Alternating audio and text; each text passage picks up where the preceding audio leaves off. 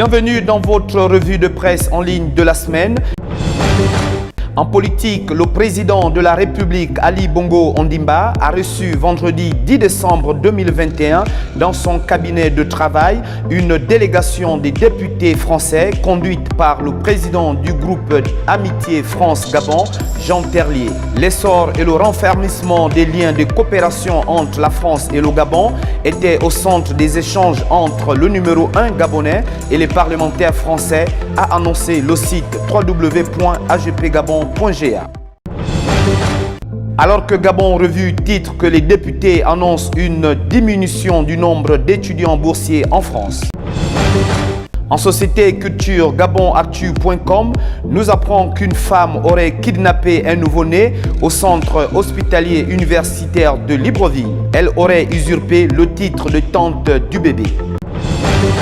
Selon ce même journal en ligne, le pasteur Georges Bruno Ngoussi, fondateur de l'Église internationale Nazareth et ancien candidat à l'élection présidentielle, aurait été présenté au parquet de Libreville lundi 13 décembre 2021.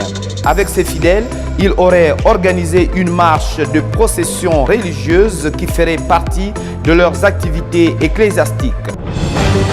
Alors que Info Estuaire titre le hors-la-loi Georges Bruno Ngoussi interpellé et qu'il aurait organisé une marche sans autorisation préalable des autorités compétentes. Top Info Gabon revient sur le recrutement frauduleux au ministère des Transports. Le directeur des ressources humaines et son adjoint ont été placés sous mandat de dépôt. En environnement, Afrique Environnement.info traite du conflit homme et éléphant et nous apprend que sur instruction du Premier ministre chef du gouvernement Rose Christiane Osuka Raponda, le verdict sera connu au cours des assises nationales à venir. Merci de nous avoir suivis. J'aurai le plaisir de vous retrouver la semaine prochaine, toujours dans le cadre de cette revue de presse en ligne.